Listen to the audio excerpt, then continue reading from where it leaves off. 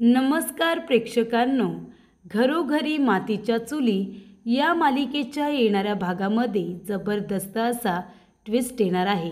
तर प्रेक्षकांनो, इथे जानकी ऋषिकेश यांनी ऐश्वर्याला फसवण्यासाठी खूप मोठा प्लॅन तयार केलेला असतो आणि त्याच्यामध्ये ऐश्वर्याची कशा पद्धतीने वाट लावता येईल याचा जास्तीत जास्त विचार केला जातो। प्रेक्षकांनो, आपण बघितलं इथे ऐश्वर्याला ऋषिकेश बरोबर लग्न करायचं आहे, कारण तिला जानकीचा संसार उद्ध्वस्त करायचा आहे, तिला जानकीला घरातून बाहेर काढायचं आहे आणि म्हणूनच तिला ऋषिकेश बरोबर लग्न करून संपूर्ण सत्ता, अधिकार, पैसा, हक्क स्वतःकडे घ्यायचा आहे आणि म्हणूनच इथे ऐश्वर्याने ही नवीन चाळ खेळलेली आहे। तसंही प्रॉपर्टीचे पेपर रणदिवेंच्या हातामध्ये गेलेत। आता माझं काहीच होणार नाही आहे, म्हणून जर माझं लग्न ऋषिकेश बरोबर झालं तर त्या घरामध्ये घरची मोठी सून म्हणून मला घरामध्ये अधिकाराने राहता येईल असं इकडे ऐश्वर्याला वाटत असतं। त्यामुळे ऐश्वर्याने हा नवीन डाव रचलेला असतो आणि त्याच्यामध्ये ती जानकी ऋषिकेशला फसवते असं तिला वाटत असतं। पण प्रेक्षकांनो, इथे आता उलट झालेलं असतं।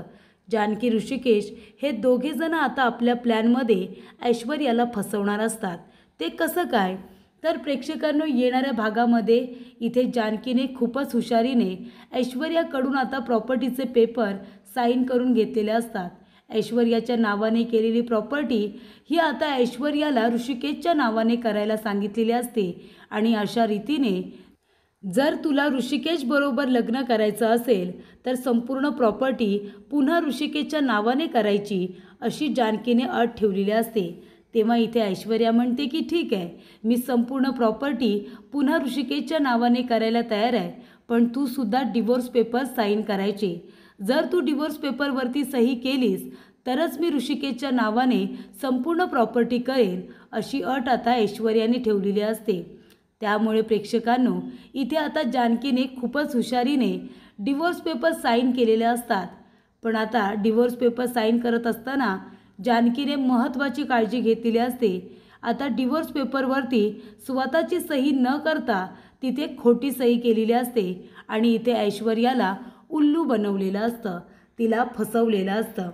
तर प्रेक्षकांनो, येणाऱ्या भागामध्ये कशा पद्धतीने जानकी ऋषिकेश संपूर्ण प्रॉपर्टी ऐश्वर्याकडून आता मिळवतात, ती स्वतःच्या नावाने करतात आणि इथे ऐश्वर्याला फसवतात, तिला उल्लू बनवतात, कशा पद्धतीने या गोष्टी घडत जातात ते आपण सविस्तरपणे बघूया। प्रेक्षकांनो, आपण बघितलं इथे ऐश्वर्याने रणदिवेंना आतापर्यंत खूप जास्त त्रास दिला। अगदी रणदिवे कुटुंबातील एका व्यक्तीला त्रास दिला। अगदी मोठ्या व्यक्तीपासून ते सगळ्यात लहान व्यक्ती ओवीपर्यंत ऐश्वर्याने प्रत्येक माणसाला त्रास दिलेला आहे।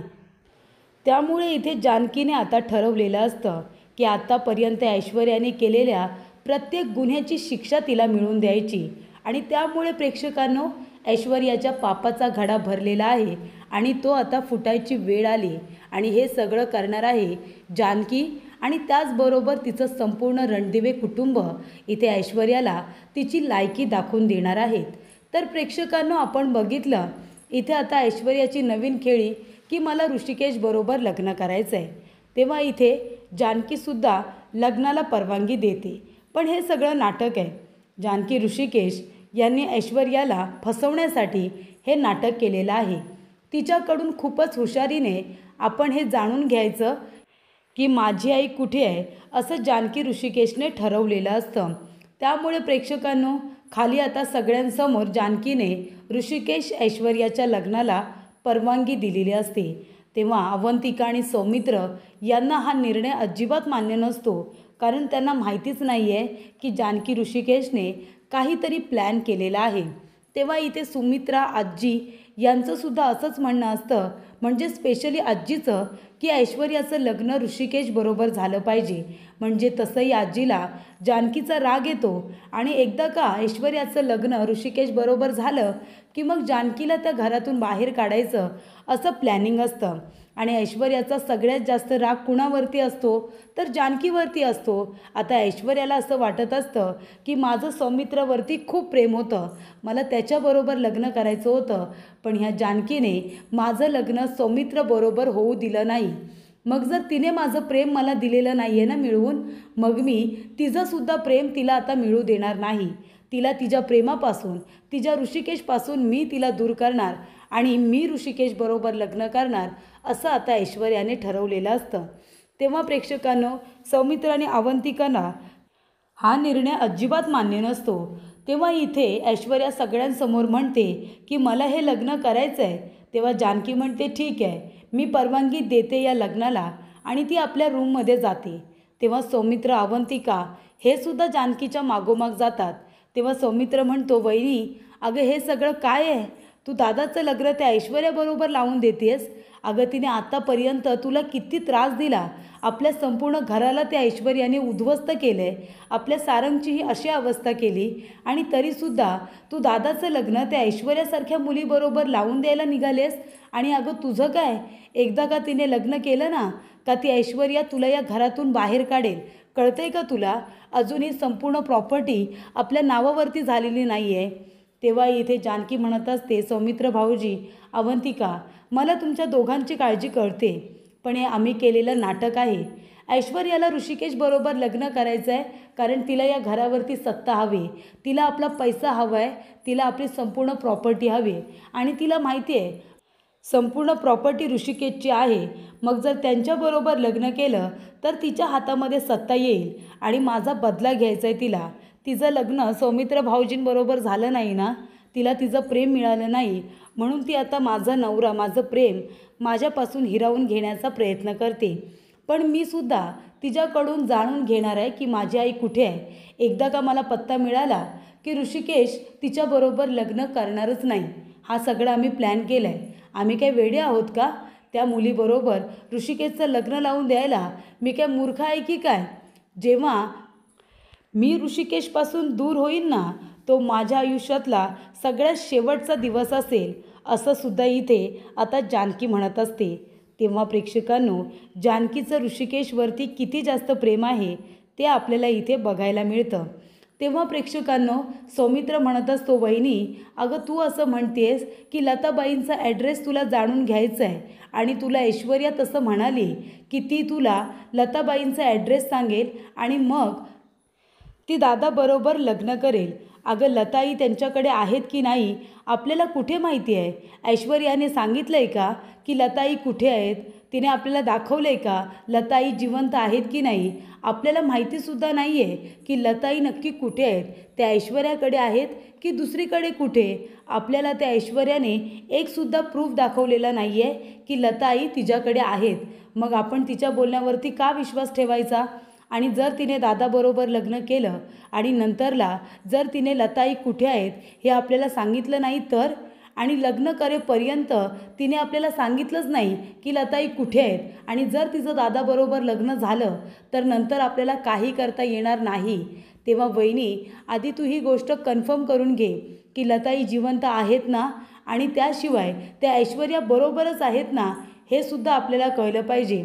म्हणजे ऐश्वर्याच्या माणसांनीच जर किडनॅप करून ठेवलं असेल तर हे ऐश्वर्याची अट मान्य करण्यामध्ये काहीतरी अर्थ आहे, नाहीतर ती ऐश्वर्या फसवू शकते। कदाचित लताई दुसरीकडे कुठेतरी असतील आणि ती खोटं बोलते की लता माझ्या ताब्यात आहे म्हणून, आणि म्हणून मी ऋषिकेशबरोबर लग्न करेन आणि तुला लताचा ॲड्रेस देईन, असं सुद्धा बोलायला ती मागे पुढे बघणार नाही। तेव्हा इथे जानकी म्हणत असते, ऋषिकेश, सौमित्र भाऊजी बरोबर बोलत आहेत, म्हणजे आपल्याला माहितीच नाही आहे की माझी आई ऐश्वर्याच्या ताब्यात आहे की दुसरीकडे कुठे। ती ऐश्वर्या खोटंही बोलू शकते ना, तिने जर माझ्या आईचं काही जीवाचं बरं वाईट केलं असेल तर, आणि ती आपल्याला खोटं खोटं सांगेल तुमच्याबरोबर लग्न करण्यासाठी। नाही ऋषिकेश, आपल्याला आधी हे जाणून घ्यावं लागेल की माझी आई कुठे आहे। तुम्ही जाऊन ऐश्वर्याला विचारा की मला लता आईला बघायचं आहे म्हणून, त्याच्यानंतरच मी तुझ्याबरोबर लग्न करेन। तेव्हा प्रेक्षकांनो, इथे आता ऋषिकेश येतो आणि ऐश्वर्याला म्हणत असतो की ऐश्वर्या, तुला माझ्याबरोबर लग्न करायचं आहे, मी लग्नाला तयार आहे, पण तू नक्की लताईंना सोडवशील ना, लताई जानकीला परत देशील ना? तेव्हा ऐश्वर्या म्हणते, हो, एकदा का आपलं लग्न झालं की लताई मी जानकीला परत देऊन टाकेन, तुम्ही अजिबात काळजी करू नका ऋषिकेश. तेव्हा ऋषिकेश म्हणतो, पण आम्ही का तुझ्यावरती विश्वास ठेवायचा? तुझ्या ताब्यामध्ये लताई आहेत असा तू पुरावा दाखव ना आम्हाला. तू कुठे आहेत लताई ते आम्हाला सांग. जानकी म्हणते की ऋषिकेश काहीही करा पण तिच्याकडून सत्य जाणून घ्या. तेव्हा इथे ऐश्वर्यासुद्धा हुशार. ऐश्वर्या म्हणते, ऋषिकेश तुम्हाला काय वाटतं मी आत्ताच तुम्हाला लताईंचा ॲड्रेस देईन का? अजिबात नाही. तुम्ही जोपर्यंत माझ्याबरोबर लग्न करत नाही तोपर्यंत मी तुम्हाला ॲड्रेस देणार नाही आहे. हा पण मी मोबाईलमध्ये तुम्हाला लताबाई दाखवू शकते हां. आणि प्रेक्षकांनो, ऐश्वर्याने आता रिचा आपली मैत्रीण तिच्या भावाकडून AIच्या माध्यमातून एक आता व्हिडिओ तयार करून घेतलेला असतो. लताला इथे बांधून वगैरे ठेवले असा व्हिडिओ तयार केलेला असतो. त्यामुळे प्रेक्षकांनो, ऋषिकेश तो व्हिडिओ बघतो आणि त्याला असं वाटतं की खरंच लताबाई जिवंत आहेत. पण कुठेतरी ऋषिकेशला संशय आलेला असतो की नाही, हा व्हिडिओ खोटा आहे आणि ऐश्वर्या नक्कीच आपल्याला फसवण्याचा प्रयत्न करते. त्यामुळे प्रेक्षकांनो, ऋषिकेश तिथे काही बोलत नाही, पण तो येतो आणि सौमित्र आणि इथे जानकीला म्हणतो की जानकी, तो व्हिडिओ मला खोटा वाटला, म्हणजे AIच्या मदतीने बनवल्यासारखा व्हिडिओ वाटला. याचा अर्थ काय होतो? याचा अर्थ लताई ह्या ऐश्वर्याच्या ताब्यामध्ये नाही आहेत आणि म्हणूनच तिला आता माझ्याबरोबर लग्न करून या घरामध्ये राहायचं आहे. कारण लताई तिच्याकडे नाहीच आहेत. मग त्या कुठे आहेत हे जर आपल्याला कळलं तर आपण तिला घरातून बाहेर काढू, म्हणून तिने आधीच ही सगळी तजवीज करायचं ठरवलं आहे. तेव्हा इथे जानकी म्हणते, ऋषिकेश मग आता काय करायचं? ऋषिकेश म्हणतो की आपल्याला काही करून आता आपली जी प्रॉपर्टी आहे ना ती पुन्हा स्वतःच्या नावाने करून घ्यावी लागेल. तेव्हा सौमित्र म्हणतो, दादा बरोबर बोलतोयस तू, कारण तुझ्याशी लग्न केल्यावर ती ऐश्वर्या प्रॉपर्टीचा ताबा सोडणार नाही. त्यामुळे आपल्याला एक काम करावं लागेल. प्रॉपर्टीचे पेपर फक्त तुझ्या एकट्याच्या नावाने बनवावे लागतील.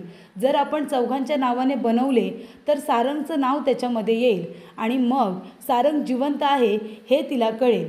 त्यामुळे आपण एक काम करूया, प्रॉपर्टीचे पेपर पूर्वीसारखे तयार करूया. जेव्हा संपूर्ण प्रॉपर्टी तुझ्या एकट्याच्या नावाने होती, जेव्हा प्रॉपर्टीच्या वाटण्या झाल्या नव्हत्या, तसे पेपर मी तयार करतो आणि मग ऐश्वर्याला त्या पेपरवरती सही करायला सांगूया. जर तिने प्रॉपर्टीची पेपर सही केली, संपूर्ण प्रॉपर्टी तुझ्या नावाने केली, तरच मी तुझ्याबरोबर लग्न करेन असं त्या ऐश्वर्याला तू सांग. तेव्हा इथे प्रेक्षकांनो, सौमित्राने ऋषिकेशच्या नावाने संपूर्ण प्रॉपर्टीचे पेपर तयार केलेले असतात. तेव्हा ऋषिकेश म्हणतो, ऐश्वर्या तुला लग्न करायचं आहे ना माझ्याबरोबर? ऐश्वर्या म्हणते, हो करायचं आहे ना. तेव्हा इथे ऋषिकेश म्हणतो, मग हे घे, हे प्रॉपर्टीचे पेपर आहेत, तू याच्यावरती सही कर. आमची प्रॉपर्टी तुझी लुबाडली होतीस ना, ती संपूर्ण प्रॉपर्टी पुन्हा माझ्या नावावरती झाली पाहिजे. जर तू ही प्रॉपर्टी माझ्या नावाने केलीस, जर प्रॉपर्टीच्या पेपरवरती सही केलीस, तरच मी तुझ्याबरोबर लग्न करेन. तेव्हा प्रेक्षकांनो, इथे ऐश्वर्या म्हणते की ठीक आहे, मी संपूर्ण प्रॉपर्टी ऋषिकेश तुमच्या नावाने करायला नक्कीच तयार आहे. आता मी तुमची होणारी बायको आहे, तुमचं मी ऐकणारच, बरोबर ना? पण आता या जानकीलासुद्धा तुम्ही सांगा डिवोर्स पेपरवरती सही करायला. जर तिने इथे डिवोर्स पेपरवरती सही केली तरच मी संपूर्ण प्रॉपर्टी तुमच्या नावाने करेन. जर तिला मान्य असेल तर ठीक. तेव्हा प्रेक्षकांनो, ऐश्वर्या म्हणते, बघ जानकी, अगं मी लग्न करणार आहे, पण सगळी प्रॉपर्टी मी पुन्हा तुम्हाला देते, तुझी आई मी तुला देणार आहे. मग आता प्रॉपर्टीच्या पेपरवरती जर मी सही करते तर तू डिवोर्स पेपरवरती नक्कीच सही करू शकतेस. घाबरू नकोस, मी काय तुला घरातून लगेच बाहेर काढणार नाही आहे, हो की नाही ऋषिकेश? तेव्हा इथे ऋषिकेश म्हणतो, ठीक आहे, पण मी लवकर सही करणार नाही. जोपर्यंत माझा विश्वास बसत नाही की तू जानकीला घरातून बाहेर काढणार नाहीस, तोपर्यंत मी नाही सही करणार. जानकीला करायचे असेल तर करू दे. तेव्हा इथे जानकी म्हणते, ठीक आहे, जर संपूर्ण प्रॉपर्टी ऋषिकेशला मिळणार असेल पुन्हा एकदा, तर मी प्रॉपर्टीच्या पेपरवरती सही होणार असेल तर मी डिवोर्स पेपर सही करायला तयार आहे. तेव्हा इथे जानकी म्हणते, पण ऐश्वर्या आधी तू सही कर आणि व्यवस्थित सही करायच्या, संपूर्ण प्रॉपर्टी पुन्हा ऋषिकेशच्या नावाने व्हायला पाहिजे. तेव्हा इथे ऐश्वर्या म्हणते, ठीक आहे, तसंही माझं आणि ऋषिकेशचं लग्न होणार आहे. पुढे जाऊन संपूर्ण प्रॉपर्टी जरी ऋषिकेशची असली तरीसुद्धा बायको म्हणून माझा अधिकार त्याच्यावरती येणारच आहे. त्यामुळे प्रेक्षकांनो, इथे ऐश्वर्या आता प्रॉपर्टीच्या पेपरवरती सही करते आणि संपूर्ण प्रॉपर्टी ऋषिकेशच्या नावाने करून टाकते. आणि तेव्हा इथे ती म्हणते की चल आता तू कर बरं सही जानकी.